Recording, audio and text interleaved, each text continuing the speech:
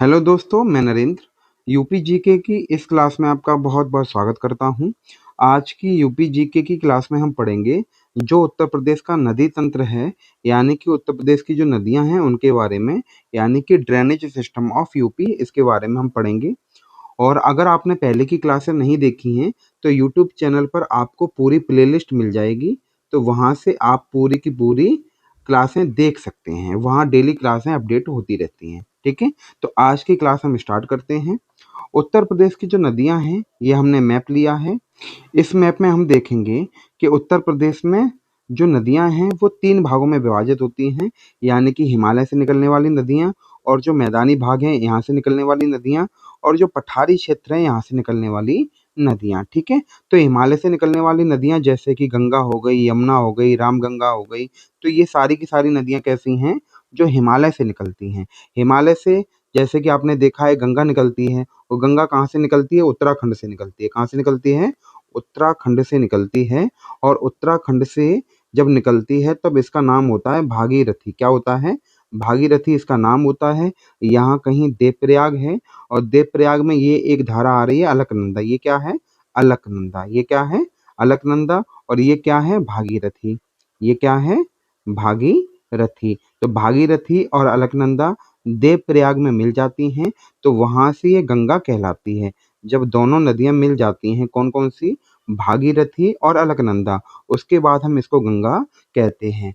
उत्तर प्रदेश में बिजनौर से प्रवेश करती है और 27 से 28 जिलों में उत्तर प्रदेश में बहते हुए, जैसे कि यहाँ से इस तरीके से बहते हुए कन्नौज, कानपुर और ये आके प्रयागराज में यहाँ मिल जाती है। प्रयागराज में यमुना यहाँ पे आके मिल जाती है। उसके बाद आगे बहते हुए ये बलिया से बाहर निकल जाती है। बलिया से बिहार में प्रवेश कर जाती है। ऐसे ही जो यमुना है, यमुना निकलती है, ये भी उत्तराखंड से निकलती है। कहाँ से निकलती है? उत्तराखंड से ही यमुना भी निकलती है ना? उत्तराखंड का जो यमुनोत्री ग्लेशियर है, वहाँ से निकलती है यमुना और गंगा निकलती है गंगोत्री ग्लेशियर से, है ना? तो जो यमुना है यहाँ से सहारनपुर से उत्तर प्रदेश में प्रवेश करती है। सहारनपुर से होते हुए इस तरीके से दिल्ली, गाजियाबाद, इस तरीके से होते हुए मथुरा, आगरा से होते हुए और इटावा होते हुए इस तरीके से प्रयागराज में जाकर गंगा से मिल जाती हैं, है ना? ये दोनों ही नदियाँ एक दूसरे के बिल्कुल समांतर तरीके से बहती हैं। गंगा के बिल्कुल समांतर तरीके से बहती है यमुना, है ना? और गंगा की सबसे बड़ी सहायक नदी है यमुना। कौन-सी है? यमुना, है ना? इस तरीके से इधर पठारी क्षेत्र से निकलती है, चंबल निकलती है, चंबल मध्य प्रदेश से निकलती है और इधर आके ये इटावा के पास आकर यमुना में मिल जाती है और यमुना गंगा में मिल जाती है। सिंध नदी आती है, ये भी यमुना में मिल जाती है। बेतवा नदी आती है, ये इस तरीके से होते हुए झांसी ललितपुर से होते हुए हमीरपुर में यमुना से मिल जाती है ना? केन नदी आती है, टोंस नदी आती है, तो ये सारी नदियाँ जाकर कहीं न कहीं गंगा से ही मिल जाती हैं। पहले यमुना से मिलती हैं और फिर गंगा से मिल जाती हैं। इधर हम देखेंगे, इधर रामगंगा निकलती है, तो रामगंगा नदी इस तरीके से आती है, ये भी कन्नौज के पास मिल जाती है गंगा से। पीलीभीत से निकलती है हमारी जो गोमती नदी है वो, है ना? पीलीभीत के फुलर झील से निकलती है गोमती नदी, है ना? और गोमती नदी आके कहाँ मिल जाती है? गंगा में मिल जाती है। तो इस तरीके से घाघरा नदी निकलती है, घाघरा नदी, तो घाघरा नदी यहाँ से होकर इस तरीके से आगे जाके गंगा में मिल जाती है। तो इस तरीके से सारी की सारी नदियों का जो नदी तंत्र है वो हम पढ़ने वाले हैं। कौन सी नदी कहाँ से निकलती है, इस तरीके से थोड़ा-सा मैप से आपको एक आइडिया हो गया होगा, है ना? यहाँ आप ये गोमती नदी देख रहे हैं जो पीलीभीत से निकलती है और पीलीभीत से निकल के और ये इस तरीके से होते हुए सुल्तानपुर, जौनपुर और इस तरीके से गाजीपुर में आकर गंगा से मिल जाती है। तो एक आइडिया आपको हो गया होगा कौन सी नदी कहाँ से निकल रही है और कहाँ पे जाके किस नदी से मिल रही है ना? यहाँ पे ये हिंडन नदी है, हिंडन नदी मेरठ में बहती है और यहीं पे जो सिंधु घाटी सभ्यता का जो पूर्वी स्थल है आलमगीरपुर, वो हिंडन नदी के किनारे ही है और हिंडन नदी यमुना में जाके मिल जाती है। तो इस तरीके से ये सारी नदियाँ एक दूसरे से मिल जाती हैं। अब हम बात करते हैं उत्तर प्रदेश की नदियों के बारे में। तो उत्तर प्रदेश की जो प्रमुख नदियाँ हैं वो कौन-कौन सी हैं? वो है गंगा, यमुना, रामगंगा, गोमती, घाघरा और आदि, ऐसे ही बहुत सारी नदियां हैं। उत्तर प्रदेश में हिमालय की नदियां जो निकलती हैं वो उत्तर पश्चिम से दक्षिण पूरब की ओर बहती हैं। जो हिमालय से निकलती हैं, इस तरीके से आप मैप में देख रहे हैं, तो ये हिमालय है, इधर हिमालय से निकलने वाली नदियां हैं। तो ये वाला जो हिस्सा है ये है उत्तर पश्चिम। तो जो हिमालय से निकलने वाली नदियां हैं, इनकी जो डायरेक्शन होती है उत्तर पश्चिम से लेकर और कहाँ होती है, दक्षिण पूरब, है ना, दक्षिण पूरब में इनकी डायरेक्शन होती है। यानी कि इस तरीके से ये कुछ बहती हैं, इस तरीके से बहती हैं। ठीक है, तो उत्तर प्रदेश में जो हिमालय से निकलने वाली नदियां हैं वो उत्तर पश्चिम से दक्षिण पूरब की तरफ बहती हैं। और जो दक्षिण पठारी क्षेत्र से निकलने वाली नदियां हैं, यानी कि जो प्रायद्वीपीय नदियां कहलाती हैं, उनकी जो डायरेक्शन होती है वो सीधी होती है दक्षिण से उत्तर की तरफ। कैसी होती है, दक्षिण से उत्तर की तरफ होती है, दक्षिण से उत्तर की तरफ ये बहती हैं। ठीक है, कि आपको याद रहेगा जो हिमालय से नदियां निकलती हैं वो उत्तर पश्चिम से दक्षिण पूरब की तरफ बहती हैं। जो दक्षिण से निकलती हैं यानी कि पठारी क्षेत्र से निकलती हैं वो सीधे सीधे उत्तर की ओर बहती हैं, दक्षिण से उत्तर की ओर बहती हैं, इस तरीके से, है ना। अब उत्तर प्रदेश की जो नदियां हैं वो 3 श्रेणियों में बांटा गया है उनको: हिमालयी नदियां, प्रायद्वीपीय नदियां और मैदानी इलाकों से निकलने वाली नदियां। सबसे पहले हम बात करते हैं हिमालयी नदियों की। जो नदियों वाला चैप्टर है ये थोड़ा सा बड़ा है, तो हम इसको 2 दिन में करेंगे। आपको वीडियो कैसी लगती है हमें कमेंट सेक्शन में बता दिया करिए। और अगर आप हमारे टेलीग्राम चैनल से नहीं जुड़े हैं तो टेलीग्राम से ज़रूर जुड़ जाना, क्योंकि वहाँ पे पीडीएफ वगैरह हम सेंड करते रहते हैं। और जो टेलीग्राम चैनल है इसका लिंक आपको कमेंट बॉक्स में मिल जाएगा। किसमें मिल जाएगा, कमेंट बॉक्स में मिल जाएगा। ठीक है, अगर यूट्यूब चैनल सब्सक्राइब नहीं किया है तो उसको भी कर लेना। हिमालय नदियों की बात करते हैं।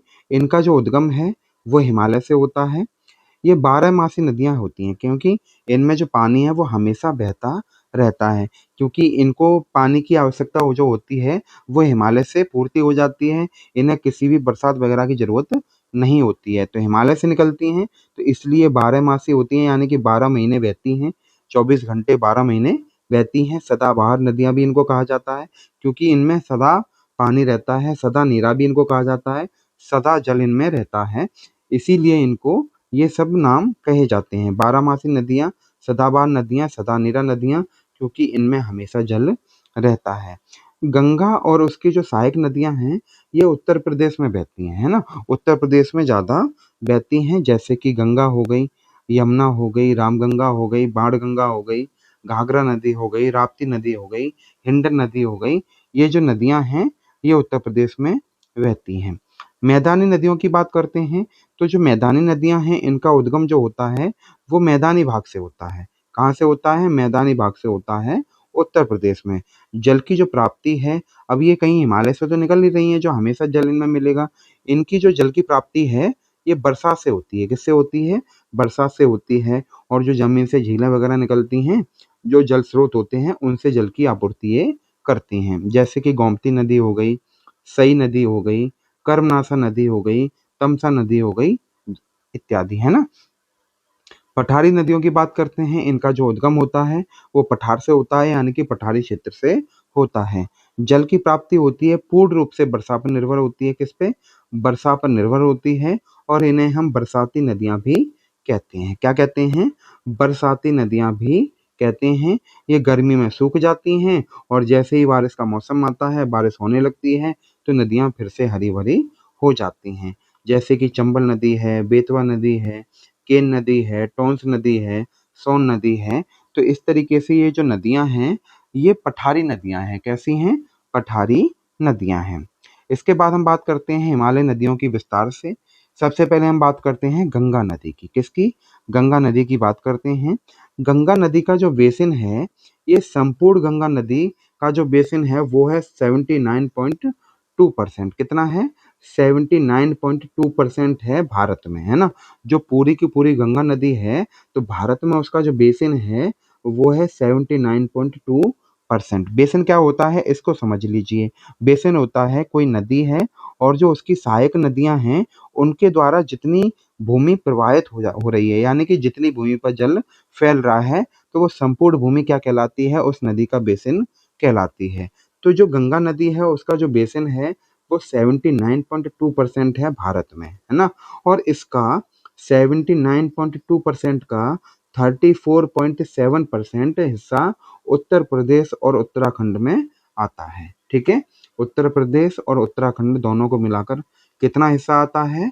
34.70% आता है। गंगा नदी जो बेसिन है, ये उत्तर प्रदेश की सबसे बड़ी नदी बेसिन है। उत्तर प्रदेश का सबसे बड़ा नदी बेसिन किसका है? तो वो गंगा नदी का है। किसका है? गंगा नदी का है। गंगा नदी को थोड़ा सा समझ लीजिए, है ना। यहाँ पे हिमालय है और हिमालय से जो उत्तराखंड है, उत्तराखंड में जो उत्तरकाशी जिला है, वहाँ पे गौमुख स्थान है। कौन सा है? गौमुख स्थान है। और गौमुख स्थान का जो गंगोत्री ग्लेशियर है, कौन सा है? गंगोत्री ग्लेशियर है, वहां से निकलती है कौन सी नदी? भागीरथी नदी। कौन सी निकलती है? भागीरथी निकलती है। आप ये देख रहे हैं, ये भागीरथी नदी निकलती है और इधर से आ रही होती है अलकनंदा। कौन सी आ रही होती है? अलकनंदा। तो अलकनंदा और भागीरथी ये दोनों मिलती हैं देवप्रयाग में। किस में मिलती हैं? देवप्रयाग में मिलती हैं, उत्तराखंड में। उत्तराखंड के देवप्रयाग में मिलती हैं। ठीक है, और उससे आगे जब ये एक नदी बन जाती है तो इसको कहते हैं गंगा। क्या कहते हैं? गंगा नदी कहते हैं। ये बिजनौर है, तो बिजनौर से उत्तर प्रदेश में प्रवेश करती हैं। तो इस तरीके से कन्नौज, हरदोई होते हुए, कानपुर होते हुए, प्रयागराज होते हुए, वाराणसी होते हुए, बलिया से उत्तर प्रदेश से बाहर निकल जाते हैं, बिहार में प्रवेश कर जाती है। रामगंगा नदी आती है इस तरीके से। तो जो रामगंगा नदी है, ये कन्नौज और हरदोई में यहाँ पे गंगा से मिल जाती है। यमुना नदी इसके समांतर बह रही होती है, क्योंकि ये भी उत्तराखंड से, हिमालय से ही निकलती है और ये भी आके प्रयागराज में मिल जाती है ना। पीलीभीत से जो निकलती है वो गोमती नदी निकलती है ना। पीलीभीत फुलर झील से निकलती है गोमती नदी। तो इस तरीके से होते हुए ये गाजीपुर में जाकर गंगा से मिल जाती है। ठीक है, तो इस तरीके से ये पूरा गंगा नदी का तंत्र है। आप इसको अच्छे से समझ लीजिए। ठीक है, जो गंगा नदी है उत्तराखंड के उत्तरकाशी जिले के गौमुख में गंगोत्री ग्लेशियर से निकलती है। किससे निकलती है? गंगोत्री ग्लेशियर से निकलती है, भागीरथी के रूप में, है ना। सहायक नदी जो है भागीरथी की, वो भीलंगाना नदी है। अगर आपसे पूछा जाए भीलंगाना नदी किस नदी की सहायक नदी है, तो वो है भागीरथी की। किसकी है? भागीरथी की। और भागीरथी में भीलंगाना नदी कहाँ पर मिलती है? तो टेहरी नामक स्थान पर मिलती है ना। टेहरी नामक स्थान पर भीलंगाना नदी भागीरथी नदी में मिल जाती है। ठीक है, उसके बाद देवप्रयाग में भागीरथी नदी और अलकनंदा नदी दोनों मिलती हैं और गंगा कहलाती है। गंगा की जो लंबाई है, वो टोटल लंबाई है 2525 किलोमीटर। कितनी है? 2525 किलोमीटर टोटल लंबाई है, पूरी लंबाई है गंगा की।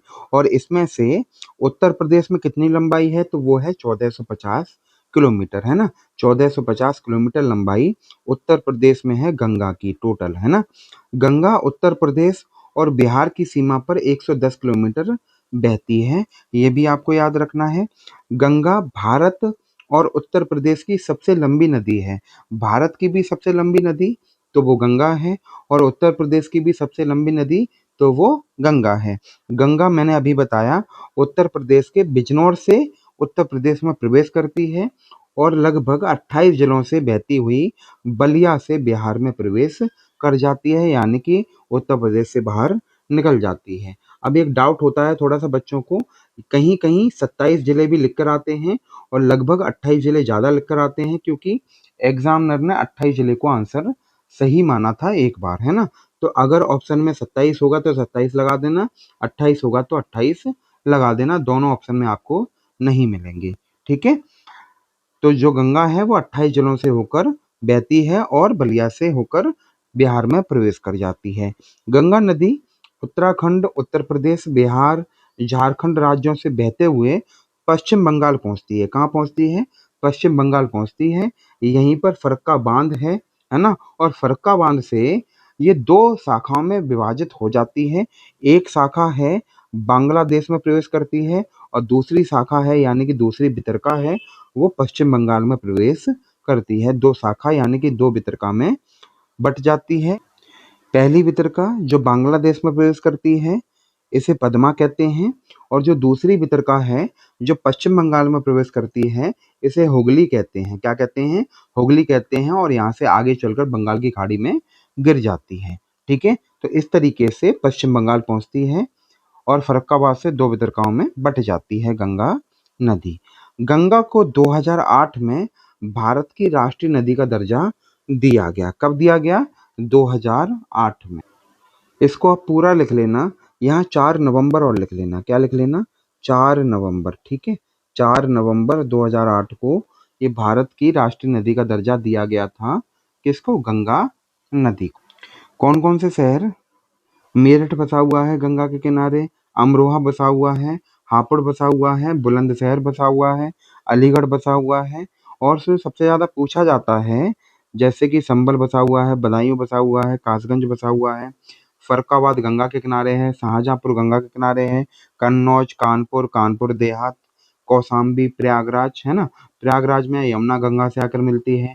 भदोई, मिर्जापुर, चंदौली, वाराणसी, गाजीपुर और बलिया, है ना। तो इसमें जो इम्पोर्टेंट है उनकी हम बात करते हैं। एक आप याद रखना, शाहजहांपुर बहुत पूछा जाता है, कानपुर और कानपुर देहात बहुत पूछा जाता है ना। गाजीपुर पूछा जाता है, वाराणसी पूछा जाता है। ये तो पता ही है आपको, प्रयागराज, क्योंकि यहाँ पे यमुना नदी गंगा में आकर मिलती है ना। तो इस तरीके से ये शहर थोड़े ज़्यादा पूछे जाते हैं, तो आप इनको याद रखना। ये सारे के सारे गंगा नदी के किनारे बसे हुए शहर हैं। गंगा की जो सहायक नदियां हैं उनकी बात करते हैं। कुछ ऐसी नदी हैं जो गंगा में बाएं किनारे से मिलती हैं, कुछ ऐसी नदी हैं जो गंगा में दाएं किनारे से मिलती हैं। अब मान के चलिए गंगा इस तरीके से बहती है, तो बायां किनारा कौन सा होगा? ये वाला, है ना। और दायां किनारा कौन सा होगा? ये वाला। ठीक है, ये वाला किनारा होगा दायां किनारा और ये वाला किनारा होगा बायां किनारा। तो बाएं किनारे से कौन कौन सी नदी मिलती हैं? तो वो मिलती हैं कोसी है, गंडक है, सरयू है, गोमती है। गोमती इधर से ही तो आती थी, फूलपुर से, है ना। गोमती है, रामगंगा है, तो इधर से आकर ये सारी नदियां गंगा में मिल जाती हैं। तो बाएं किनारे से मिलने वाली सहायक नदियां हैं। दाएं किनारे से सहायक नदियां कौन सी हैं गंगा की? जैसे कि यमुना है ना, तमसा है, सोन नदी है, पुनपुन नदी है। तो इस तरीके से वो इधर से आकर गंगा में मिलती हैं। तो ये दाएं किनारे से मिलने वाली नदियां हैं। ठीक है, बाएं किनारे से मिलने वाली नदियां कोसी, गंडक, सरयू, गोमती और रामगंगा, है ना। ये बाएं किनारे से मिलती हैं।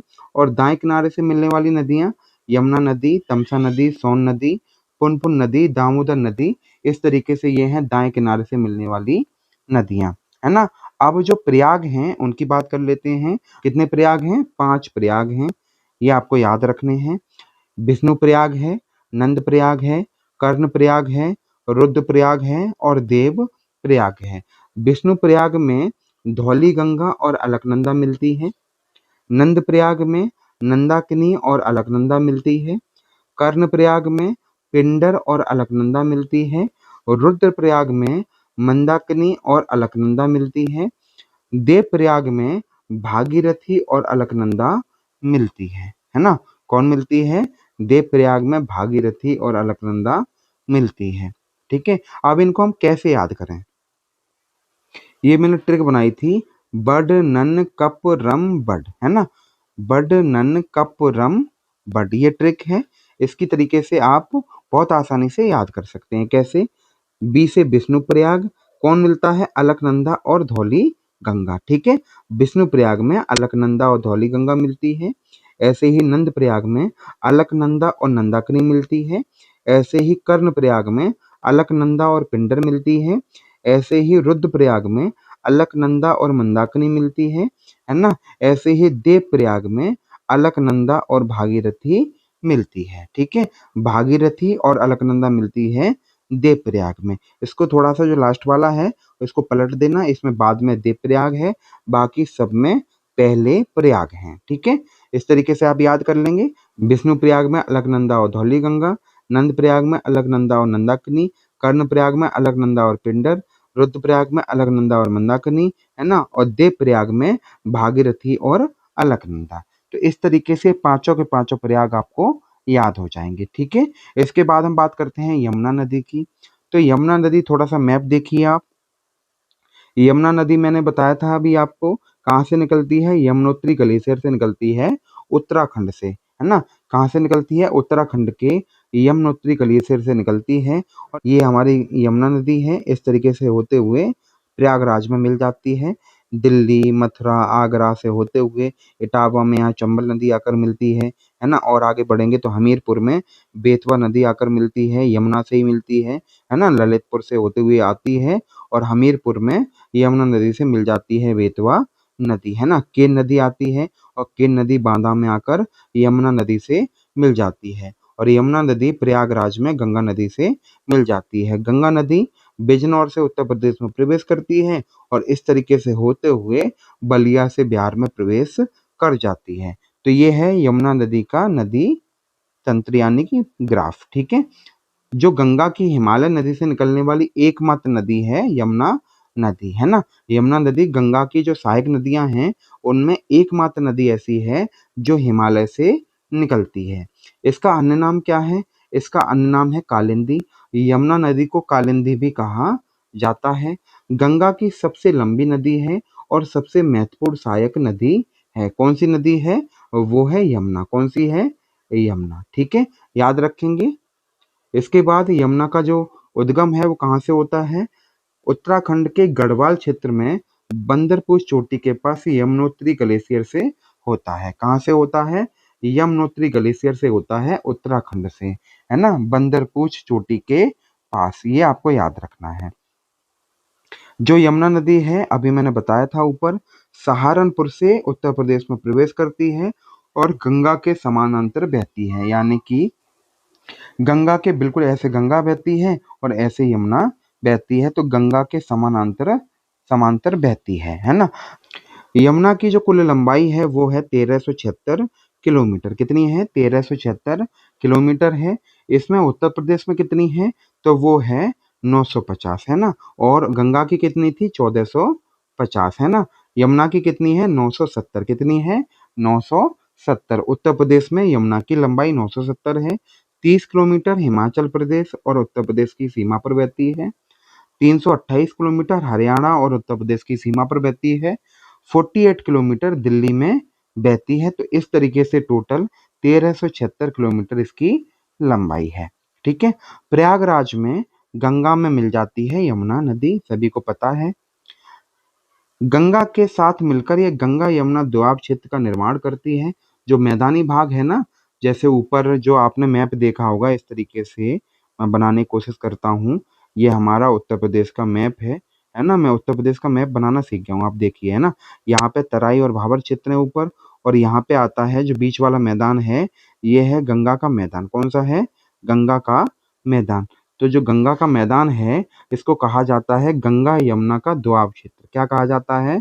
गंगा यमुना का दोआब क्षेत्र कहा जाता है। ये हम पढ़ चुके हैं ना सारी चीजें। आई होप के सभी लोगों को ये चीजें पता होंगी। तो गंगा यमुना का दोआब क्षेत्र यानी कि गंगा यमुना द्वारा जो मिट्टी बहाकर लाई गई है उससे बनाया गया है। तो गंगा के साथ मिलकर यमुना नदी गंगा यमुना का दोआब क्षेत्र का निर्माण करती है। गंगा और उसकी सहायक नदियों का संगम स्थान हम देख लेते हैं। कहाँ कहाँ पे कौन कौन सी नदी मिलती है ना। रामगंगा मिलती है कन्नौज में। कहाँ मिलती है? रामगंगा मिलती है गंगा नदी में कन्नौज में। गोमती नदी मिलती है गाजीपुर में। सरयू नदी मिलती है गंगा में छपरा में। कहाँ पे? बिहार में मिलती है सरयू नदी। गंडक नदी कहाँ मिलती है? हाजीपुर में मिलती है। कहाँ पे? हाजीपुर में मिलती है, बिहार में। गंडक नदी बिहार में मिलती है हाजीपुर में। और गंडक नदी ये बॉर्डर बनाती है उत्तर प्रदेश और बिहार का, ठीक है। कोसी नदी भागलपुर में मिलती है, बिहार में। सोन नदी पटना में मिलती है। कहाँ पे मिलती है? पटना में मिलती है, बिहार में, है ना, गंगा नदी से। यमुना नदी प्रयागराज में मिलती है। पुनपुन नदी फतुहा में मिलती है, पटना के पास। और दामोदर नदी ये श्यामपुर हावड़ा में मिलती है। कहाँ मिलती है? श्यामपुर हावड़ा में मिलती है गंगा नदी से दामोदर नदी, है ना। तो कौन कौन सी नदियां कहाँ पे मिलती हैं गंगा से, आप इनको याद कर लेना। ये मोस्ट इम्पोर्टेंट है ना। मोस्ट इम्पोर्टेंट टॉपिक है, यहाँ से क्वेश्चन पूछे जाते हैं, ठीक है। आप इनको याद कर लेना, कौन सी नदी गंगा से कहाँ पर मिलती है। इसके बाद हम बात करते हैं यमुना के किनारे बसे शहर की। कौन कौन से जो शहर हैं वो यमुना नदी के किनारे बसे हैं? नोएडा यमुना के किनारे है, आगरा यमुना के किनारे है, मथुरा यमुना के किनारे है, इटावा यमुना के किनारे है और इटावा में ही जो चंबल नदी है वो यमुना से आकर मिल जाती है। यमुना की जो प्रमुख सहायक नदियां हैं वो चंबल है, बेतवा है, केन है और हिंडन है। कौन सी है? हिंडन है। अब यमुना में जो बाएं किनारे से कौन कौन सी नदियां मिलती हैं उनकी हम बात कर लेते हैं। हिंडन मिलती है बाएं किनारे से, टोंस नदी मिलती है, गिर नदी मिलती है, ऋषि गंगा मिलती है, हनुमान गंगा मिलती है और ससुर खदेरी मिलती है। ये सारी नदियां यमुना नदी में बाएं किनारे से मिलती हैं। ठीक है, इनमें कोई भी प्रायद्वीपीय नदियां नहीं है, है ना। दाएं किनारे से जो मिलती हैं वो सारी की सारी प्रायद्वीपीय नदियां कहलाती हैं। चंबल मिलती है दाएं किनारे से, इस तरफ से मिलती है ना, बेतवा मिलती है, केन मिलती है, सिंध मिलती है और भागेन मिलती है। तो यमुना से दाएं किनारे से मिलने वाली नदियां ये हैं, आप इनको याद रखना, और बाएं किनारे से मिलने वाली नदियां ये हैं, आप इनको याद रखना। इनके बाद हम बात करते हैं राप्ती नदी की। किसकी? राप्ती नदी की। नेपाल के रुकमकोट से निकलती है राप्ती नदी। कुल लंबाई है इसकी 640 किलोमीटर। कितनी है? 640 किलोमीटर कुल लंबाई है राप्ती नदी की। और इसकी सहायक नदियां हैं रोहिणी नदी और बूढ़ी गंडक, है ना। रोहिणी नदी और बूढ़ी गंडक राप्ती नदी की सहायक नदियां हैं। राप्ती नदी को गोरखपुर का शोक कहा जाता है। क्या कहा जाता है? गोरखपुर का शोक कहा जाता है। ये एग्जाम में क्वेश्चन पूछा जा चुका है कई बार, है ना। तो इसे गोरखपुर का शोक कहा जाता है, ये लिखा हुआ है। तटवर्ती शहर की बात की जाए, राप्ती नदी के किनारे कौन कौन से शहर बसे हुए हैं, तो गोरखपुर आपको मोस्ट इम्पोर्टेंट है, अच्छे से याद रखना। श्रावस्ती है, बस्ती है, बहराइच है और बलरामपुर है। ये सभी शहर राप्ती नदी के किनारे बसे हुए हैं। देवरिया जिले में बरहज के पास घाघरा नदी और इसी को सरयू नदी कहा जाता है, उसमें मिल जाती है राप्ती नदी, है ना। घाघरा नदी और सरयू नदी की सहायक नदी है राप्ती नदी, और इसकी सहायक नदियां हैं वो है रोहिणी नदी और बूढ़ी गंडक। इसके बाद हम बात करते हैं रामगंगा नदी की, है ना। रामगंगा नदी को रथवाहिनी नदी भी कहा जाता है। क्या कहा जाता है? रथवाहिनी नदी कहा जाता है। गंगा की पहली प्रमुख बाई तटवर्ती सहायक नदी है, जो बाईं ओर से मिलती है। पहली बाई तटवर्ती सहायक नदी है गंगा की। उद्गम कहाँ से होता है रामगंगा नदी का? तो होता है दूधा तोली श्रेणी से, गढ़वाल की जो पहाड़ी है उत्तराखंड में, वहां से। और उसकी जो दूधा तोली श्रेणी है वहां से रामगंगा नदी निकलती है। रामगंगा नदी की जो लंबाई है वो है 596 किलोमीटर। कितनी है? 596 किलोमीटर लंबाई है। बिजनौर के निकट कालागढ़ से मैदानी इलाकों में प्रवेश करती है। रामगंगा नदी पहाड़ी इलाके को छोड़कर बिजनौर के निकट कालागढ़ जो स्थान है यहाँ से मैदानी भाग में प्रवेश करती है। जिम कॉर्बेट राष्ट्रीय उद्यान से होकर बहती है। कौन सी नदी? रामगंगा नदी। ये कई बार एग्जाम में क्वेश्चन पूछा गया है। और कन्नौज में गंगा में मिल जाती है। रामगंगा नदी गंगा में कहाँ मिलती है? कन्नौज में मिलती है। जिम कॉर्बेट राष्ट्रीय उद्यान से होकर कौन सी नदी बहती है? रामगंगा नदी बहती है। रामगंगा नदी कहाँ पे, किस स्थान पर मैदानी भागों में प्रवेश करती है? तो बिजनौर के निकट कालागढ़ से प्रवेश करती है। और गंगा नदी बिजनौर से उत्तर प्रदेश में प्रवेश करती है। रामगंगा नदी के किनारे बसे शहर, बरेली याद रखना, बदायूं याद रखना, मुरादाबाद है, कन्नौज है, कन्नौज में मिल जाती है गंगा से, रामपुर है, शाहजहांपुर है और हरदोई है। ये ऐसे शहर हैं जो रामगंगा नदी के किनारे बसे हुए हैं। रामगंगा नदी के जो सहायक नदियां हैं, बान है, खो है, गंगन है और बहुगुल है। ये रामगंगा नदी की सहायक नदियां हैं, इतनी ज़्यादा इम्पोर्टेंट नहीं है, आप इसको ना भी याद करें तो चलेगा। इसके बाद हम बात करते हैं सरयू नदी की। इसी को सरजू नदी कहा जाता है, इसी को घाघरा नदी कहा जाता है, इसी को घग्गर नदी कहा जाता है। ठीक है, अभी कुछ दिन पहले, लगभग 4-5 मंथ पहले एक एग्जाम हुआ था, इस नदी के बारे में पूछा गया था और उसमें सरजू भी ऑप्शन में था और सरयू भी ऑप्शन में था। तो कुछ लोगों ने सरयू लगाया, कुछ लोगों ने सरजू लगाया और बाद में सभी को फुल मार्क्स दिए गए, है ना। तो सरयू नदी, इसी को सरजू नदी भी कहा जाता है। आप इसको याद। इसका प्राचीन नाम पूछा जाए तो इसका प्राचीन नाम है घाघरा नदी, और इसी को घग्गर नदी भी कहा जाता है। लखीमपुर खीरी और बहराइच की सीमा पर बहती है, और वहां से उत्तर प्रदेश में प्रवेश करती है सरयू नदी, है ना। लखीमपुर खीरी और बहराइच की सीमा पर बहती है ना। उद्गम कहाँ से होता है? उद्गम होता है तिब्बत में। तिब्बत में जो ग्लेशियर है मापचा चुंगो, है ना। कौन सा ग्लेशियर है? मापचा चुंगो ग्लेशियर है तिब्बत में। वहां से निकलती है सरयू नदी, सरजू नदी या घाघरा नदी। गंगा की सबसे बड़ी बाई तटवर्ती सहायक नदी है कौन सी? सरयू नदी, है ना। सबसे बड़ी, है ना, क्योंकि इसकी लंबाई है वो है 1080 किलोमीटर। कितनी है? 1080 किलोमीटर इसकी लंबाई है सरयू नदी की। ये गंगा की सबसे बड़ी बाई तटवर्ती सहायक नदी है। गंगा की पहली बाई तटवर्ती सहायक नदी कौन सी है? तो वो है रामगंगा। कौन सी है? रामगंगा, अभी हमने ऊपर पढ़ा था। नेपाल में इस नदी को कर्णाली के नाम से जाना जाता है। कर्णाली के नाम से जाना जाता है नेपाल में। सहायक नदियां कौन कौन सी हैं? शारदा नदी इसकी सहायक नदी है। राप्ती नदी हमने ऊपर बात की थी, इसकी सहायक नदी है। छोटी गंडक, टेढ़ी नदी, बिसुई नदी, ये इसकी सहायक नदियां हैं। सरयू के किनारे बसे शहरों की बात करें तो सबसे ज्यादा जो क्वेश्चन पूछा जाता है वो है अयोध्या, है ना। अयोध्या के बारे में पूछा जाता है कि अयोध्या किस नदी के किनारे बसा हुआ है, तो वो सरयू नदी के किनारे बसा हुआ है। कभी कभी एग्जाम में ये भी पूछ लेता है कि जो अयोध्या है ये सरयू नदी के किस किनारे पर है, तो दाहिने किनारे पर है, यानी कि दाहिने तट पर अयोध्या बसा हुआ है सरयू नदी के, है ना। सीतापुर इसके किनारे पर बसा हुआ है।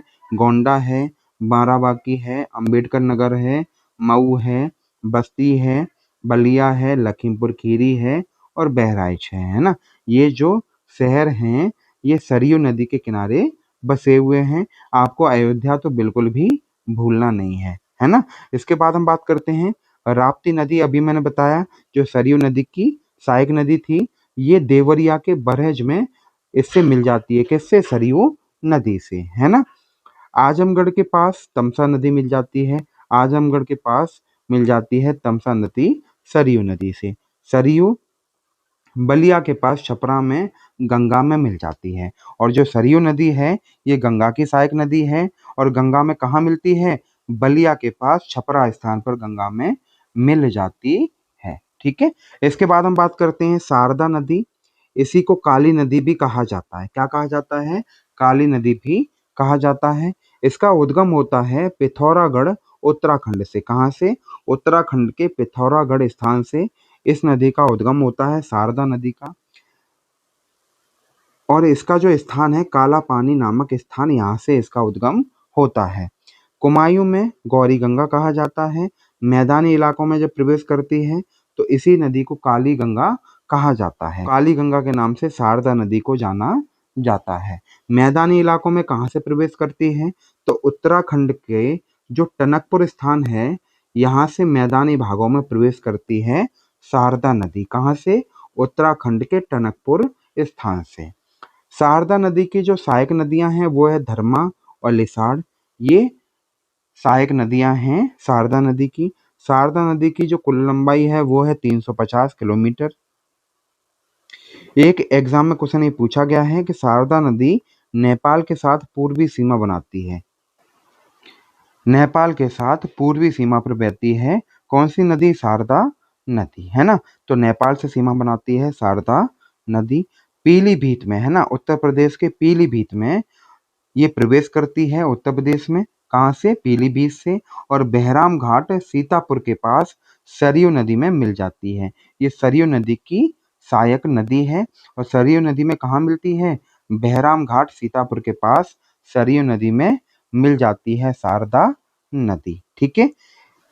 महाकाली संधि है ये नदी के विकास के लिए, शारदा नदी के विकास के लिए भारत और नेपाल दोनों देशों की संधि है। महाकाली संधि दोनों देशों की संयुक्त संधि है।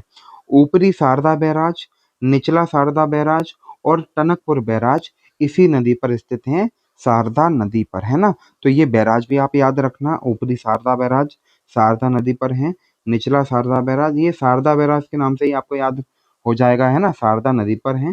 टनकपुर बैराज आप याद रखना, ये भी शारदा नदी पर ही है ना। इसके बाद हम बात करते हैं गंडक नदी। ये बहुत ज़्यादा इंपॉर्टेंट है गंडक नदी। यहाँ से जो एग्जाम में पूछा जाता है क्वेश्चन, वो पूछा जाता है क्योंकि ये उत्तर प्रदेश और बिहार की सीमा पर बहती है गंडक नदी। तो यही क्वेश्चन पूछा जाता है कि कौन सी नदी उत्तर प्रदेश और बिहार की सीमा पर बहती है, या कौन सी नदी उत्तर प्रदेश और बिहार की सीमा बनाती है। तो उसका आंसर हो जाता है गंडक नदी, है ना। एक त्रिशूली गंगा नदी है, एक काली गंडक नदी है। इन दोनों को मिलाकर उसको बोला जाता है गंडक नदी, है ना। दो धाराएं हैं, त्रिशूली गंगा और काली गंडक, है ना। और दोनों धाराएं जब मिलती हैं तो उसको गंडक नदी कहा जाता है। गंडक नदी को वैदिककालीन जो नाम है, गंडक नदी का वैदिककालीन नाम है, वो है सदानीरा। क्या है? सदानीरा। अन्य नाम है इसके शालिग्राम और नारायणी, है ना। इस नदी के अन्य नाम है, गंडक नदी को शालिग्राम नदी भी कहा जाता है और नारायणी नदी भी कहा जाता है। यह धौलागिरी, अन्नापुर और माउंट एवरेस्ट के बीच से निकलती है। कहाँ से निकलती है? जो गंडक नदी है, ये धौलागिरी पहाड़ी से, अन्नापूर्णा से और माउंट एवरेस्ट के बीच से निकलती है। उत्तर प्रदेश में महाराजगंज और कुशीनगर जिलों से बहते हुए, कुशीनगर जिलों के साथ सीमा बनाते हुए बिहार में चली जाती है ना। उत्तर प्रदेश में महाराजगंज और कुशीनगर के जो सीमा बनाते हुए कहाँ चली जाती है? बिहार में चली जाती है और बिहार के साथ उत्तर प्रदेश की पूर्वी सीमा बनाती है। मोस्ट इंपोर्टेंट क्वेश्चन है, बिहार के साथ कौन सी नदी सीमा बनाती है? तो वो गंडक नदी बनाती है। बिहार की और उत्तर प्रदेश की सीमा कौन सी नदी बनाती है? गंडक नदी बनाती है। बिहार की सीमा और उत्तर प्रदेश की सीमा में कौन सी नदी बहती है? तो वो गंडक नदी बहती है, ठीक है। अपने मार्ग में लगातार बदलाव के कारण ये जानी जाती है। बिहार के हाजीपुर में गंगा में मिल जाती है। गंगा में कहाँ मिलती है?